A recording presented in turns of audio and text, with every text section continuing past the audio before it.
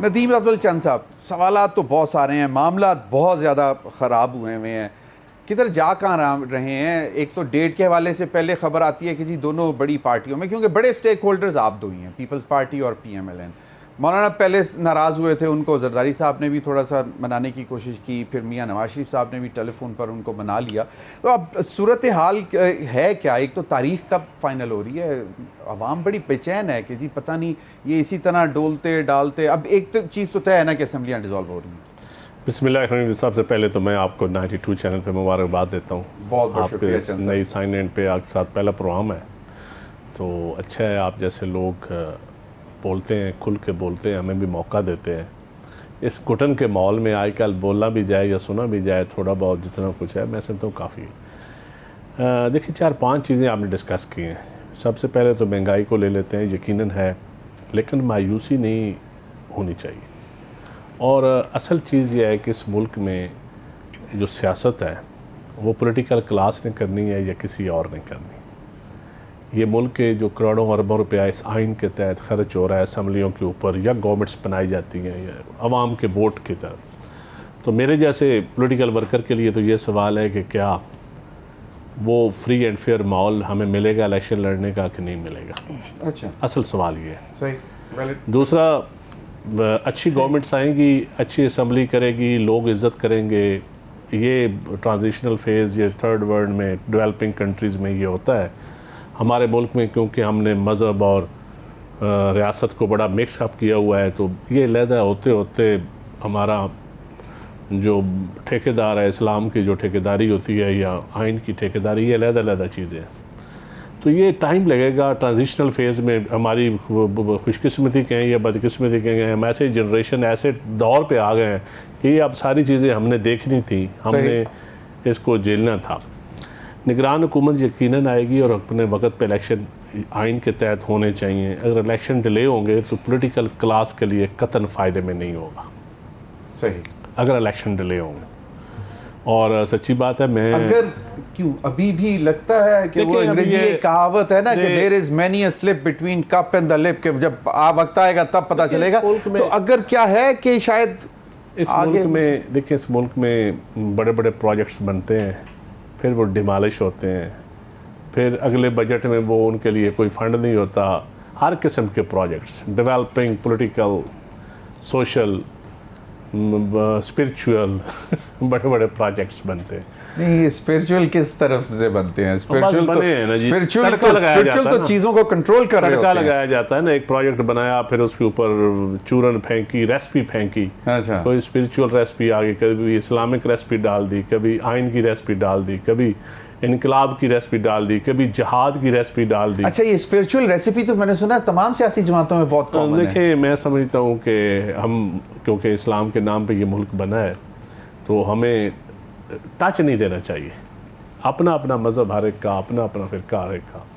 मैं समझता हूँ जो इस सियासत में हम इस्लामिक टच को ले आए ना, मैं उस पे बात करूँ। अच्छा, मैं समझा आप वो बात कर रहे हैं कि वो जो मतलब वैसे भी मतलब है कि जादू तो बरहक है, तो मैंने कहा शायद उसकी बात कर रहे हैं। मैं जादू को मैं नहीं जानता, सही, जादू टीवी को मैंने जानता हूँ। ये इस्लामिक टच है ना, ये मैं समझता हूँ मुनाफिकत की एक सीढ़ी है। बिल्कुल सही। इसको मतलब आप जो हैं, आप हैं खुल के बोल रहे हैं। आपने ये बहुत इंपॉर्टेंट बात की, और खास तौर पर चंद साहब क्योंकि मुहर्रम शुरू होने जा रहा है, तो ये तो बहुत इंपॉर्टेंट बात। और इस मजहबी अमांगी की तरफ हमें जाना चाहिए लोगों को, और ये हमारा मुल्क है, हमने इसको अमन, नई नस्ल को हमें अच्छे पाकिस्तान दे के जाना चाहिए। अब बाकी जो बातें मेरी कोलीग्स ने की हैं, यकीनन उनकी बातें ठीक हैं सियासी। अच्छा, पहले शुरू करते हैं जरा वो MQM वाले। देखिए वो PMLN बड़े कन्वीनियंटली कहती है कि जी इनके तो ज्यादा मसाइल जो हैं वो पीपल्स पार्टी से, लेकिन वो सारे कंसर्न्स प्राइम मिनिस्टर के सामने आज नहीं, कोई 10वीं दफा लेके आ रहे हैं कल। देखिए PMLN ड्राइविंग सीट पे बैठी है, उनको ये अपनी इत्तेहादी जमातों के खदशात या तमाम पॉलिटिकल जमातों के खदशात दूर करना उनकी जिम्मेदारी है। अगर पीपल्स पार्टी से मसाइल है तो पीपल्स पार्टी भी बैठेगी। पीपल्स पार्टी हमेशा MQM को साथ, क्योंकि हम समझते हैं कि सिंध का जो तरक्की है उसमें जो पॉलिटिकल सारी जमातों को साथ लेके आप चलेंगे तो वहाँ प्रोविंशियल गवर्नमेंट आप बेहतर कर। हम तो फेडरल गवर्नमेंट भी साथ हमेशा लेके चले हैं, और हर किसी अपनी अपनी आइडियोलॉजी है, तो ये सिर्फ कह देना कि पीओ पार्टी है, ये बात सदाकत नहीं है। PMLN को इसमें बैठ के कंप्लीट ओनरशिप लेनी चाहिए। जो मरदमशुमारी का इशू है या कोई फाइनेंस का इशू है या कोई और इशू है, वो इशू हल होने चाहिए। लेकिन असल मसला यह है कि अवाम क्या चाहते हैं। अवाम की होप ख़त्म नहीं होनी चाहिए, मायूसी बिल्कुल नहीं होनी चाहिए। हमें अवाम को होप देनी पड़ेगी, फ्री एंड फेयर इलेक्शन देने पड़ेंगे, अच्छी एक गवर्नमेंट देनी पड़ेगी। और हमें इतनी रिफॉर्म्स की ज़रूरत है ज़मीर भाई कि आप अंदाज़ा ही नहीं कर सकते। हमारा सारा मैं सुनता आ रहा हूँ रिफॉर्म्स, हर सेक्टर में रिफॉर्म्स, और आज 31 साल नहीं, अगर नहीं हुई तो आज हालत इसलिए ये हो गई है ना। आपके साथ बांग्लादेश कहाँ पहुँच गया, इंडिया आपसे आगे जा रहा है। अगर आपने रिफॉर्म्स नहीं की तो इसलिए हम यहाँ पहुँचे। आपको इकनॉमिक रिफॉर्म्स करनी पड़ेगी। सबसे पहले तो आपको ब्यूरोक्रेटिक रिफॉर्म्स करनी पड़ेगी। जिस ब्यूरोक्रेटिक निज़ाम के तहत आप ये मुल्क और सूबे चला रहे हैं, मैं इस पे यकीन रखता हूँ कि ये कोलैप्स कर गया। अच्छा, अब बिजली की बात हो रही थी कि इलेक्ट्रिक की 40% लॉसेज है, जिसमें बिजली चोरी है, जिसमें ट्रांसमिशन सिस्टम की खराबी है। 40% लॉसेज हो, सेक्रेटरी भी बैठे एंजॉय कर रहे हैं, डिप्टी सेक्रेटरी से लेकर SDO एक्सियंस, पूरी एक हायरार्की है। भाई अगर वो लॉसेज हर साल में नहीं कंट्रोल होते तो अगले साल कम से कम 50 लोगों को ही सैक कर दें, बजाय उनको प्रमोशंस देने के। बजाय कोई ब्यूरोक्रेटिक सिस्टम नहीं है। इलेक्ट्रिक तो प्राइवेटाइज्ड सर, मैं ओवरऑल बिजली की बात, मैं वैसे के इलेक्ट्रिक के ऊपर अभी हाल ही दिनों में कुछ मामला हुआ था। लेस्को उन्होंने पुलिस को कहा कि हमारी मदद करें, उन्होंने कहा कि भाईजान लियारी वालों के हम नहीं लड़ते। लेस्को, फेस्को, गैपको, हेस्को, पेस्को, जितनी कंपनीज है, मैं सब की बात कर रहा हूं। ठीक है, मैं सब का सत्यानाश हो चुका है। बिल्कुल सही है। आप पब्लिक को महंगी बिजली क्यों में, अगर आप लाइन लॉसेस कंट्रोल कर लें, जो बिजली ज़ाया होती है या चोरी होती है या ख़राब ट्रांसमिशन सिस्टम ठीक कर लें, तो आज 5-6 रुपए तो आप बिजली सस्ती कर सकते हैं। और अगर आप 5-6 रुपए बिजली सस्ती कर दें तो कितना बड़ा रिलीफ मिलता है, कितना बड़ा फर्क पड़ जाता है। और इतनी बड़ी हायरार्की अपने बनाई हुई है। क्वेश्चंस बहुत सारे हैं। देखिए, सबसे बड़ी तो एनर्जी, महंगाई की वजह एनर्जी का बिजली के मामलात हों, पानी के मामलात हों, LPG के मामलात हों, काउंसिल ऑफ कॉमन इंटरेस्ट का इजलास ही कभी नहीं बुलाया जाता, कोई अहमियत ही नहीं जाती। अब सुना है कि 25 जुलाई को हो रहा है, और वो सिर्फ ये इंतखाबी इस्लाहात और ये मरदमशुमारी और इन मामलात की वजह से कॉल किया जा रहा है।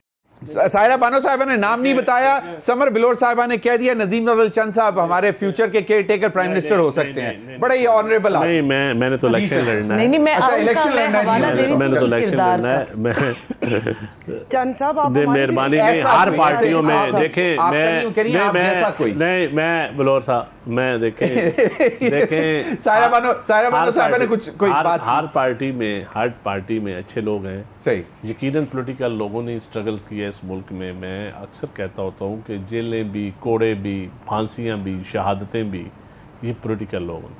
अनफॉर्चुनेटली पिछले कई सालों से एक पॉलिटिकल इंजीनियरिंग के ज़रिए सियासतदान को सिर्फ गाली बना दिया गया। जिस डिपार्टमेंट का भी आप ऑपरेशन करेंगे ना, तो आपको अंदर से खलवाड़ ही नज़र आएगा। लेकिन बदकिस्मती से कौम को, नौजवान बच्चों को ये आज तक ना हमने मुताला पाकिस्तान में पढ़ाया है कि इस पाकिस्तान में क्या क्या खलवाड़ हुए, ना सच्ची बात की जा सकती है, ना सच्ची बात सुनने की हमारे माशरे में, या हमारे टेलीविज़न तो दूर की बात है ना, हमारे माशरे में भी हिम्मत नहीं है। तो हम आधा थोड़ा सच बोल लें या सुन लें, ये भी काफ़ी है।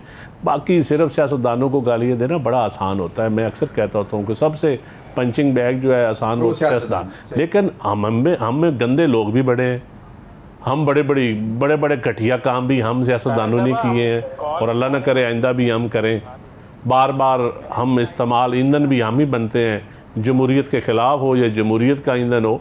तो इस मुल्क में लोगों ने देखे ना, बड़ी महराज भी पाई है। फांसी के फंदे भी शहीद भुट्टो से लेकर ANP के लोगों ने, हर पॉलिटिकल जमात के लोगों ने बड़े कुर्बानी।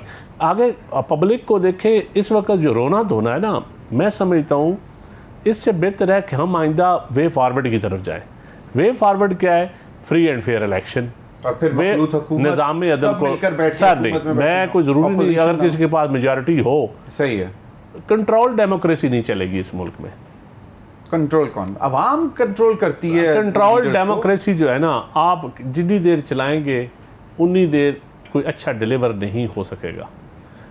लेट्स आज़ादी दें, लोगों को काम करने दें, चलें, मतलब थोड़ा सा काम करने दें, अच्छा election, free and fair election हो, पब्लिक को भी अपनी राय देने फैसले करती रही। और जब सियासतदानों की हुकूमत आ जाती है, उनकी प्रायोरिटी सेट होनी चाहिए। निज़ाम अदल सबसे बड़ा ठीक करने की जरूरत है, ठीक है, क्योंकि मैं समझता हूँ जो हमारी अदलिया का हाल है, अल्लाह माफ़, अल्लाह माफ़, जो हमारी ब्यूरोक्रेसी का हाल है, खुदा माफ, और इसके बाद ही पॉलिसी बनेगी। अदरवाइज इस हालात में ये जो मौजूदा आपका सिस्टम है, जमीर भाई के कारिंदे बन जाते मेरी हैं ना, बात चंद सुने, साहब। ये जो मौजूदा सिस्टम है ना, जिसको मर्जी आप वजीर आज़म बना दे वो डिलीवर नहीं कर सकेगा। सही, चलें, मुझे ब्रेक का कहा जा रहा चैलेंज है, करने के लिए तैयार हूं कि जिसको मर्जी आप बना दें। लेकिन निजाम कोशिश चेंज तो करना पड़ेगा। देखिए, निजाम फिर सियासतदानों नहीं चेंज करना है ना, वो तो क्यों मिल नहीं करते हैं बैठ फिर के वो जब वो आते हैं तो वो फिर सब अपनी अपनी दौड़ में लग जाते हैं। नहीं, वो लेकिन लड़ाई, मुझे ब्रेक का कहा जा रहा है, ब्रेक के बाद इक़्तिदार का लालच, लड़ाई, बहुत सारी एग्जैक्टली चीजें। देखिए चंद साहब, तो अगर यही कंसर्न हैं तो फिर इनके होते हुए तो फिर आपको कहां एक इंडिपेंडेंट हुकूमत चलाने को नहीं, मिलेगी? फिर भी सियासतदानों ने कंट्रोल चलानी है। डेमोक्रेसीज रहेंगी पाकिस्तान में, और फिर अल्लाह अल्लाह खैर सलाह। नदीम अफजल चंद साहब, रैप अप करें, मुझे एक बात बताएं कि ये बहुत बहुत बड़े बड़े इंपॉर्टेंट फैसले होते हैं। काउंसिल ऑफ कॉमन इंटरेस्ट जो है वो बिल्कुल मुझे नहीं याद पड़ता कि पिछली दौरे हुकूमत में भी कोई उसको इतनी अहमियत हुई। इसमें तो अभी तक एक इजलास नहीं हुआ था और अब बुलाया गया है। बहुत इंपॉर्टेंट चीज़ें हैं। मुशावरत कहाँ तक पहुँच रही है? बिलावल भुट्टो जरदारी, आसिफ जरदारी साहब वज़ीर आज़म से मिलने जा रहे हैं। नवाज शरीफ साहब अपनी वहाँ से कुछ बता रहे हैं चीज़ें जो शायद नहीं हो पा रही हैं। कन्फ्यूजन है with in PDM and it's allied party. देखिए, मेरे ख्याल में कन्फ्यूजन तो नहीं है। तकरीबन तमाम पार्टियों से मशावरत जारी है, उसके बाद मुतफिका फैसला हो जाएगा। अदरवाइज फिर लीडर ऑफ द राजा रियाज साहब को लिफ्ट कराई जाएगी, जो इनके लीडर ऑफ द अपोजिशन है, सायरा बानो साहब। राजा रियाज साहब की अहमियत होगी इस फैसले में, और उनकी कानूनी और इखलाकी तौर पे होनी भी चाहिए। अहमियत होगी, बिल्कुल होगी। सायरा बानो साहब मुस्कुरा रही हैं। चलो, प्रशांत लेंगे आप लोग? वो तो मुझे तो वैसे इत्तलात है कि उन्होंने तो टिकट भी ले ली PMLN की। मैं उनकी राय का एहतराम करता हूँ। उन्होंने टिकट ले ली है PMLN की। तो देखिए, लीडर ऑफ द अपोजिशन की चेयर पर तो वही बैठे हैं ना, वही बैठे हैं। हम आईनी और कानूनी बात हम करेंगे। सही है। बाकी देखे ना, तमाम पॉलिटिकल जमातों से मशावरत हो रही है। आइन में तो ये चीज़ नहीं लिखी हुई, लीडर ऑफ द हाउस और लीडर ऑफ द आइन में तो नहीं लिखा हुआ कि प्योर पार्टी और नून लीग ने मशवरा करना है, या ANP या मौलाना साहब या MQM के साथ या फंक्शनल लीग के साथ। पैकेज बहुत भारी है ना, करना पड़ रहा है मशावरत। नहीं, मेरे ख्याल में इस मुल्क को क्राइसिस से निकालने के लिए पॉलिटिकल क्लास को अपनी ख्वाहिशात की कुर्बानी दे के थोड़ा सा सलाह मशवरा करके तमाम स्टेक होल्डर्स के साथ भी बैठ के, लेकिन अल्टीमेटली लीड जो है हम अच्छे और बुरे की जिम्मेदारी सियासतदान ही लें। सियासतदान तो केयरटेकर सियासतदान का जो नाम है वो नहीं, देखिए मेरे ख्याल में अगर मेरी ख्वाहिश हो तो सियासतदान ही होना चाहिए, सियासतदान ही होना चाहिए। और शायद खाका नवाजी साहब हो भी सकते हैं। इकोनॉमिस्ट बना दे, इकोनॉमिस्टों ने ऑलरेडी 70 साल में इस मुल्क का भट्ठा बिठाया नहीं लोगों ने।